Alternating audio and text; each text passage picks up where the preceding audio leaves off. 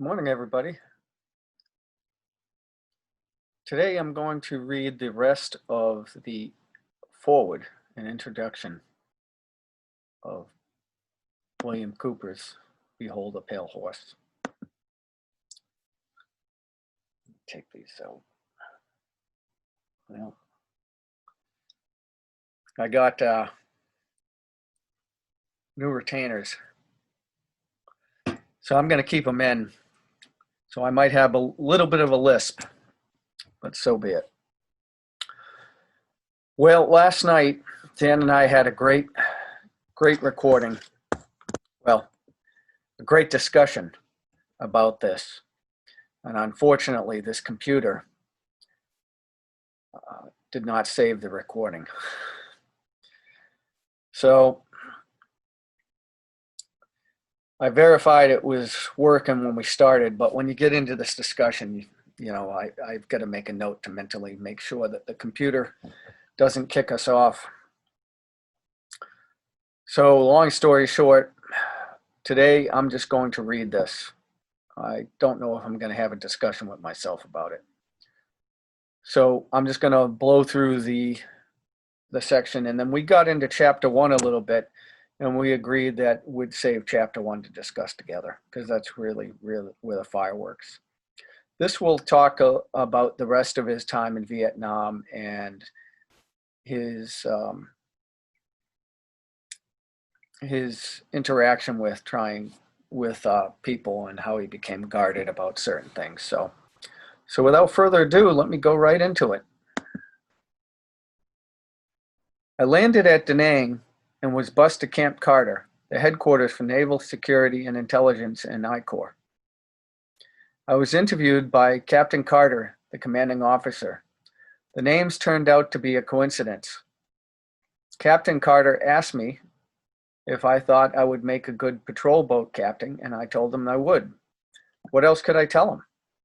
I thought he was joking when he told me I would have command of a boat and crew. He wasn't, and I did. Lieutenant Dawei at the Harbor Patrol, a division of Naval Intelligence, allowed me to handpick a crew. He gave me first choice of 4 45-foot picket boats that had just been unloaded from the deck of a freighter. I and my crew spent 3 days going over every inch of the boat. We adjusted and fine-tuned everything. We sanded and painted. One of the seamen even hung curtains in the after cabin. We checked and double-checked the engines. My gunner's mate, CMG-3 Robert G. Barron, checked out weapons, and we began to arm our vessel. I've got to tell you the truth. Just looking at all those guns scared the shit out of me. I vowed right then and there that I would be the best damn captain that ever commanded a combat vessel in wartime. I learned to exist on only 2 or 3 hours of sleep out of 24, and never ate until I knew that my crew had been fed. We spent a lot of spooky nights patrolling the Da Nang Harbor and river. One night, a rocket hit the ammo dump at the river's edge near the Da Nang Bridge, and it really looked as if the world was coming to an end. Another time, we engaged the enemy in the cove at Point Isabella near the Marine Fuel Farm and probably saved their butts. That engagement was reported in the Stars and Stripes, the Armed Forces newspaper in Vietnam. The worst moments came, however, not from Charlie, but from Mother Nature. A full-blown typhoon roared across the Gulf of Tonkin. To save the boats, we put to sea. The angels must have been laughing. What a sight we must have made. I maneuvered our boat in between 2 giant cargo ships riding at anchor off Red Beach, and learned quickly what fear was really all about. The wind was blowing so hard that none of us could go on deck. That meant that the 2 of us in the pilot house were stuck on watch, and that the men trapped in the after cabin had to man the hand pumps. The windows in the pilot house blew out, and the rain felt like knives hitting our skin. Water poured in, and I prayed that the men on the pumps would not become exhausted. I could just barely make out the 2 tankers. I could tell that they were in more trouble than we were. When we were on the crest of the mountainous waves, we looked down on the top of the ships. When we were in the trough, we seemed to be in danger of their crashing down upon us. One of the freighters snapped a cable and steamed slowly out of the harbor. The next morning, the storm calmed and we moved into the river. Debris was floating down, and we had to play dodge the tree trunks until we spotted a sheltered pier in front of the press club. We carefully pulled the boat alongside, tied fast to the pier, then collapsed from exhaustion. After a while, we drew straws to see who would remain on watch with me. The rest went into the press club. After a couple hours, the crew returned and we went in. It was like nothing was going on outside. Reporters sat around drinking or eating. All around flowed conversation and laughter. We ordered a huge meal, signed Lieutenant Dewey's name to the check, then went out to the boat. I don't know whose name the other guys signed, but none of us had any money. I don't even know if Lieutenant Dewey ever got the bill. I do know that it was one of the best damn meals that we ever had in the country. The next 2 days were spent in repairing the boat, cleaning the weapons, and checking everything. Then we went to the club, got stone drunk, and slept for damn near a whole other day. Bob Barron volunteered for Quavet. I begged him to stay with us. Maybe we could all go up later together. He couldn't wait. He had to have action. We promised each other that if one of us bought the farm, the other would drink a bottle of scotch in memory, then break the bottle on the rocks. Don't ask me what that was all about. Men who think they might die at any given moment do stupid things, and I was no different than most. About 3 weeks later, we learned that Bob's boat had gone on 2 Lima patrol on the Thakhan River one night and had never returned. No radio transmissions were ever heard, and for a while, no bodies were found. Then one by one, they popped up to the surface along the bank. It was a long time before we ever found the boat. When we did, it was twisted up like a pretzel. I say we because after I drank the bottle of scotch and broke it on the rocks, I forced the issue and was transferred to the Dongha River Support Group at Quavet. It was now a personal war. They had killed a part of me. Bob had been my friend. His name is on the Vietnam Memorial. My boat engaged the enemy more times than any other boat that ever patrolled that river. We kept the enemy off the river, and I never lost another man. I was awarded the Naval Achievement Medal with Combat V, the Naval Commendation Medal with Combat V, and the Combat Action Ribbon. Our whole organization was awarded the Presidential Unit Citation, the Naval Unit Citation, and each of us accumulated various other minor awards, ribbons, and medals.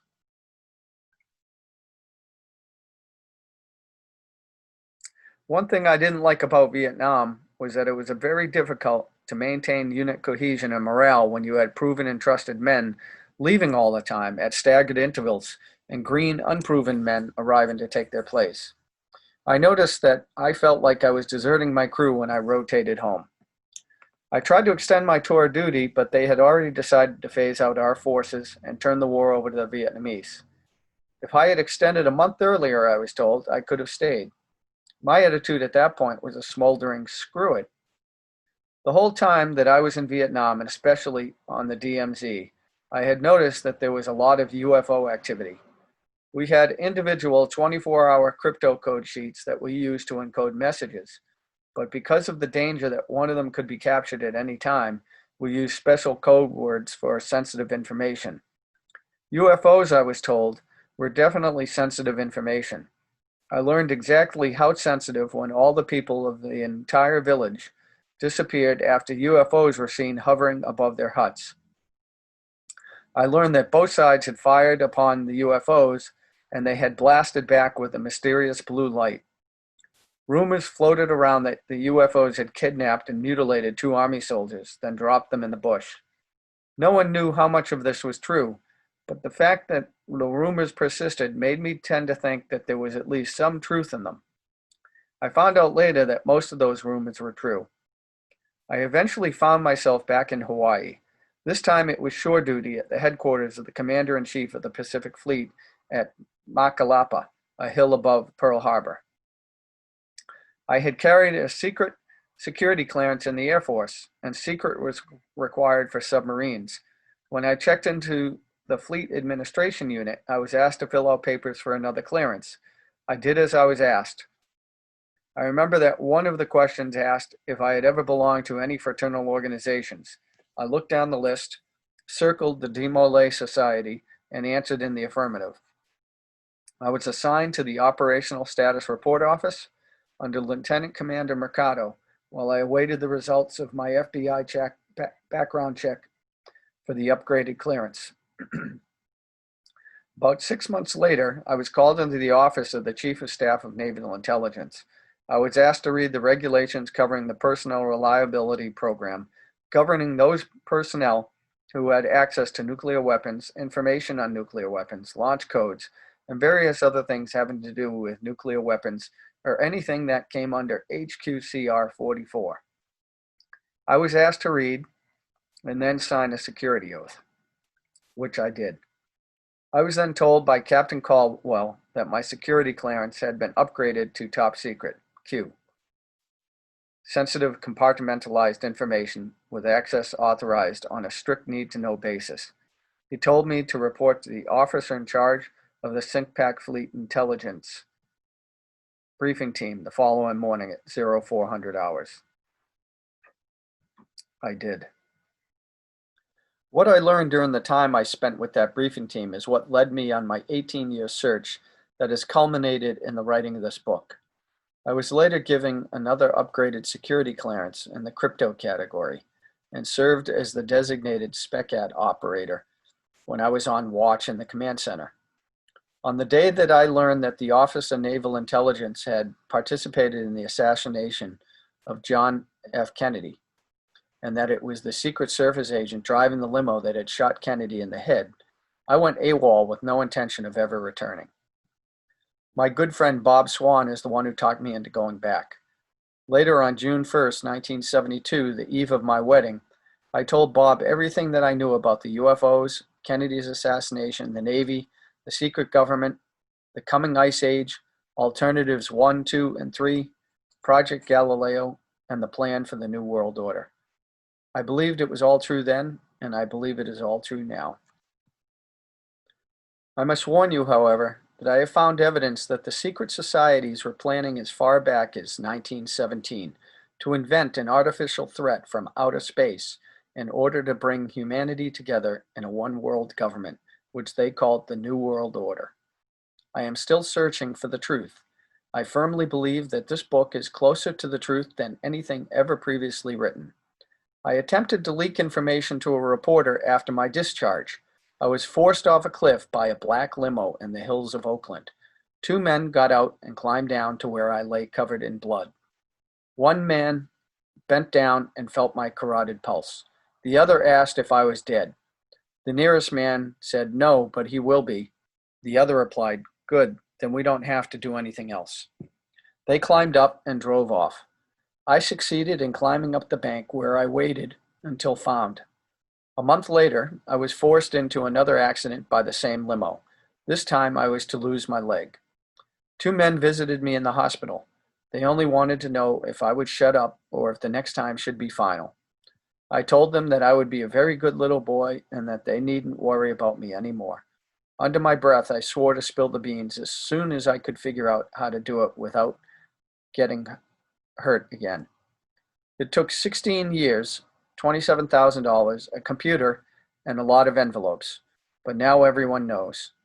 I went back to school after leaving the Navy and obtained a degree in photography, served as the chief instructor of the Coastal School of Deep Sea Diving, the head of the Mixed Gas Deep Saturation Diving Department, and the underwater photography instructor for the College of Oceaneering, admissions representative for Airco Technical Institute, assistant director for Adelphi Business College, executive director for Adelphi Business College, national marketing coordinator of United Education and Software, executive director of Pacific Coast Technical Institute, and executive director of National Technical College. I also owned and operated Absolute Image Gallery and Studio of Fine Art Photography. In the spring of 1988, I saw a magazine that made reference to a document discovered by the research team of Moore, Shandera, and Friedman that outlined the government's knowledge of a down saucer, dead alien bodies, and an operation called Operation Majestic 12. I knew that Moore and Friedman were government agents, and the document was a fraud. I had never heard of Shandera. I knew this because I had seen a list of agents who were to initiate a contingency plan called Majestic that would lead investigators off the track when such a need arose. I decided that it was time for me to enter the arena and expose the cover-up and the disinformation. First, it was necessary to convince the known agents that I was just a kook who didn't really know anything. I prepared some bogus information, mixed it with some true information, and passed it to Moore and Friedman through Jim Spicer, the operator of a computer BBS network called Paranet. Spicer was told that the information was to go only to Moore or Friedman. No one else was to see it. I wanted to buy time by convincing these agents to report me to their case officers as harmless, thus allowing me to get the real information out to the public. None of that information was intended to go to the public. Spicer turned out to be working with Moore, however, and posted the files on the computer networks. Spicer then went to Los Angeles, conferred with Moore for 3 days, then returned and barred me from the Paranet system. Friedman called and elicited my address, the name and address of my employer, and a lot of other personal information. I knew that I was being checked out through the intelligence network and played along. About 1 week after talking to Friedman, 2 Defense Investigative Service agents showed up at my home and confiscated all my floppy disks. The only thing that prevented them from taking my computer was the fact that it was an XT with no hard drive. I knew that my plan had worked because they didn't take me. With the help of Annie and a few close friends and trusted friends, I prepared the real information as true and correct as I could remember, and together we did a mailing that all total cost me $27,000. We sent the packages to people all over the world. That is what prevented the government from arresting me or harming me. Any move by them would be interpreted as total confirmation of everything that I had revealed. I also uploaded the information onto computer bulletin boards all across the nation. At the same time, I publicly stated that Moore, Shandera, and Friedman are government agents and that the Eisenhower briefing document is a fraud. I was attacked by everyone. They insisted that Moore, Shandera, and Friedman were above reproach. I resigned effective April 15, 1989 from the college where I was the executive director after Jamie Shandera was seen poking around the grounds. That story is included later in this book. The loss of income was a serious blow. Stan Barrington, the head of the college security department, came to our aid. Stan gave us $5,000 to help out.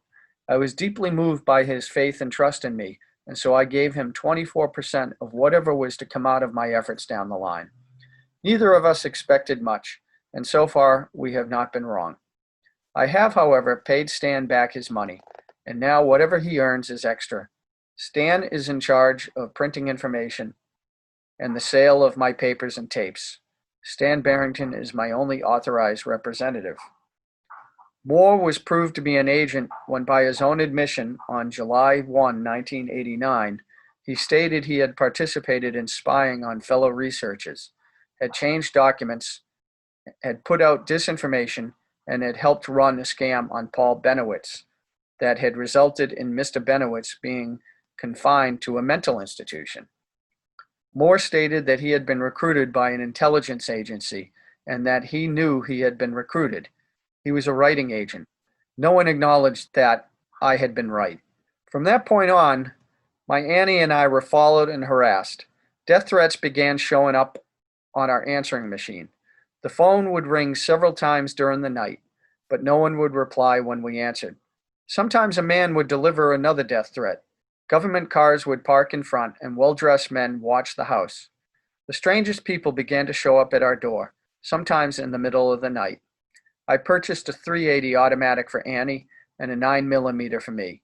I taught Annie how to shoot, and she will not hesitate to kill anyone who attempts to harm me, her, or our little daughter. Annie and Pooh, Dorothy's nickname, are the lights in my life. Annie and I were married on July 4th, 1989. Pooh was born on May 30th, 1990. My most touching memory of Annie is of the time after 12 hours of labor when we were finally in the delivery room.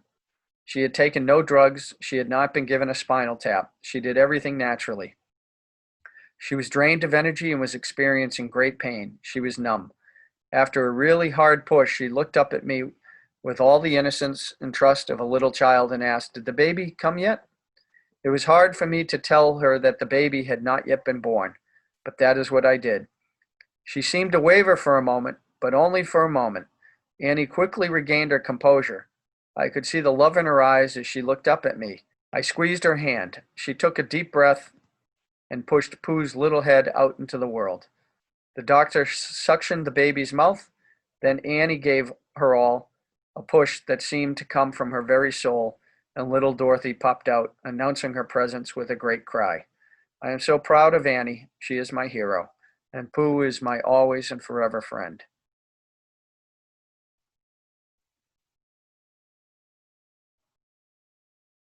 At one point, I became very upset with the intimidation. I went out to the government car at the curb. I showed the man in the car my 9mm pistol and told him that we were fed up with their intimidating tactics. I told him that if he or anyone else wanted to know something about me, they should come to the house, sit down, have a cup of coffee, and I would be happy to tell them anything that they wanted to know. I informed him that if any further attempt was made to harass me or my family, I would not hesitate to use my pistol. I then walked behind his car and wrote the license number down. He started the car, drove off, and we have not detected any overt signs of surveillance since that day. They did not give up on us. No one knew the location of our new house when we moved to Arizona. However, when we drove into the driveway, a government car showed up right behind us. The man got out and said he was lost and wanted to know who lived here. I asked him why he wanted to know. He stated he was a census taker. He said it was his job to ensure that no one here in the country was left out of the census. He asked my name. I told him to get off the property and to not ever come back. He protested, but left when he saw that I was serious. I merely asked Annie to get my pistol out of the car. Now, many people would say that I was paranoid in this instance, until they discover that census takers do not drive government cars. I was at the post office one morning when a country sheriff's deputy asked the clerk at the window next to the one where I was buying stamps if William Cooper had rented a box. I smiled as the clerk handed him my rental agreement and he copied the information. He didn't learn anything, as we live in the country where there are no addresses. The form had only Stolen Boulevard listed. A lot of people live on Stolen Boulevard. We have been taken advantage of by every crooked con man, TV producer, scriptwriter, author, and flim-flam expert that there is. I have learned that the TV and print media reporters and producers that I have met are a pack of liars. They are not objective and don't give a damn about the truth. The only really open media left to the public is talk radio. And even talk radio won't discuss certain subjects. My material has been copied, changed, and even plagiarized. A lot of people have used my material to make money without my knowledge or permission. A Hollywood producer wanted to buy the exclusive rights to my story for $1. Bill Hamilton begged me to let him include my material in his book entitled Alien Magic. He pretended to be a friend, and I let him. I asked for no money, and he offered none. His entire book consisted of other people's material. He now accuses me of stealing his information.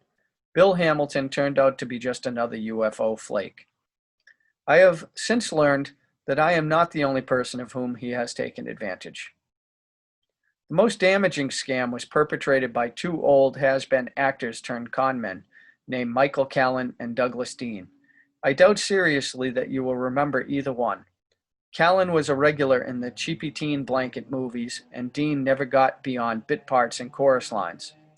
I got involved with them when another actor named Bruce Reed called and asked if I would consent to meet with him and a friend who preferred to remain anonymous. I agreed that they could come to the house where we could talk on familiar turf. I was not eager to meet with someone that I did not know, and especially with an anonymous person away from any familiar surroundings. Reed and friend showed up at my home, and the friend turned out to be Michael Callan. They told me that they had read my material and wanted to help.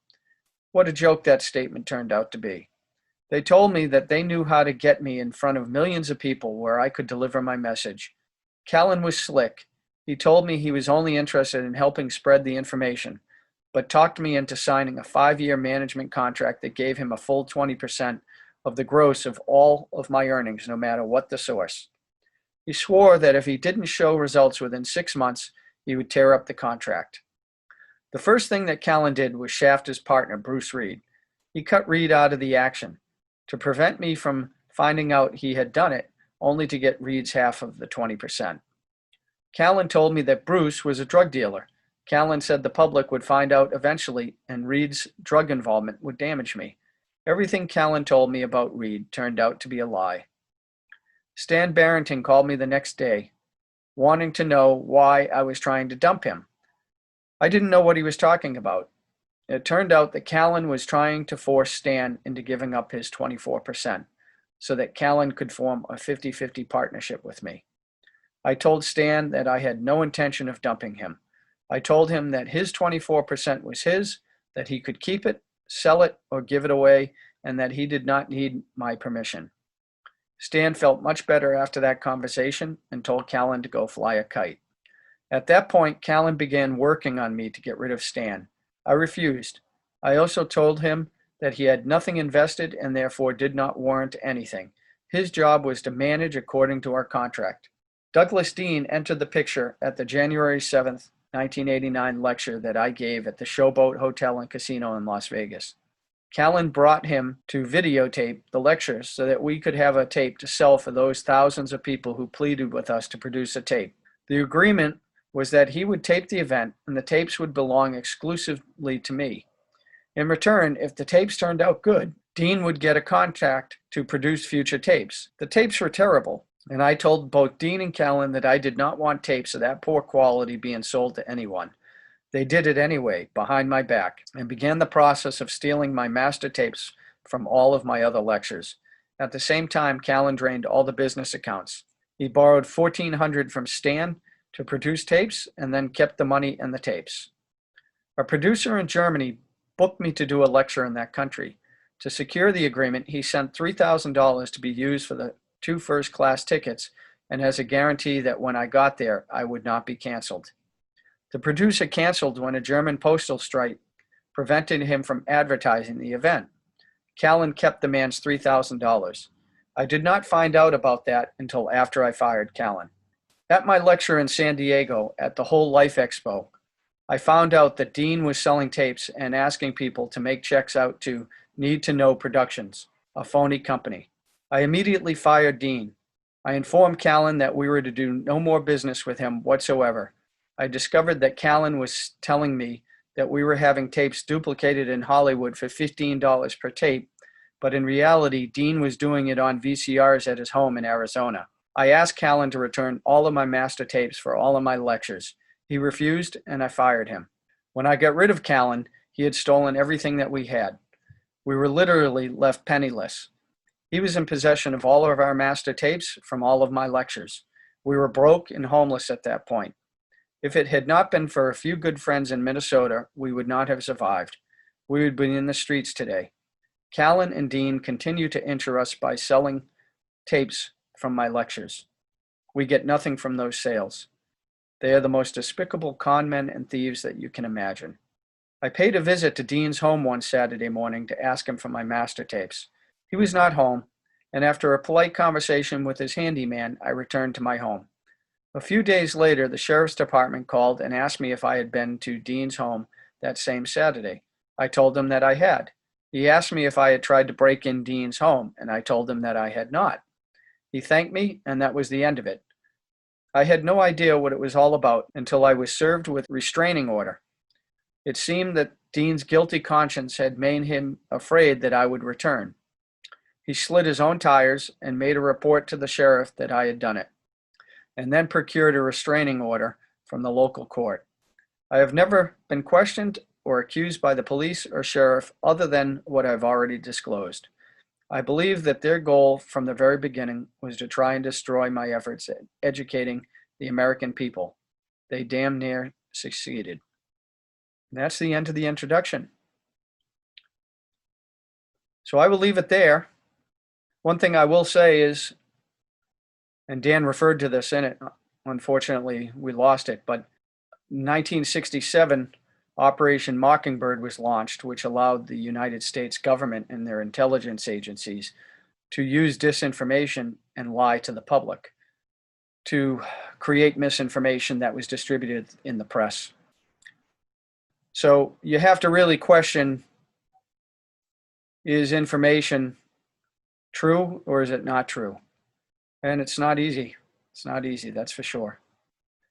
So I'm going to conclude here. I wanted to make sure that we had read this section before we got into chapter 1. Have a great day, everybody. Bye.